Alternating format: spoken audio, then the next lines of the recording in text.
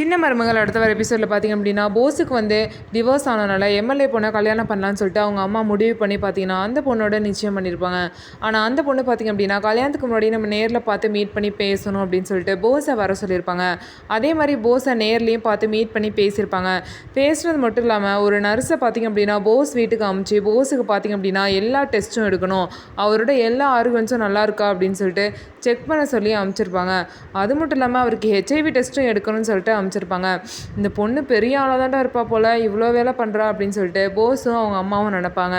இன்னொரு சைடு பார்த்திங்க அப்படின்னா வெளியே வந்து மழை பெய்கிற மாதிரி இருக்கும். அப்போ வந்து சேதுபதி வந்து வெளியே படுத்திருப்பாரு. உடனே தமிழ்ச்செல்வி நீங்கள் உள்ளே வந்து படுங்க, நேற்றே வந்து இடி விழுந்துருச்சு, உள்ளே வந்து படுக்கலன்னா அவங்க மேலே விழுந்திருக்கும், இன்றைக்கும் மழை பெய்கிற மாதிரி இருக்குது, ஒழுங்காக உள்ளே வந்து படுங்கன்னு சொல்கிறாங்க. அதெல்லாம் ஒன்றும் விழாதுன்னு சொல்லிட்டு சேதுபதியும் வெளியவே படுத்திருக்காரு. அதுக்கப்புறம் தமிழ்ச்செல்வி ரொம்பவே ஃபோர்ஸ் பண்ணி உள்ளே வந்து படுங்கன்னு சொல்லவும் சேதுபதியும் உள்ளே போய் படுக்கிறாரு.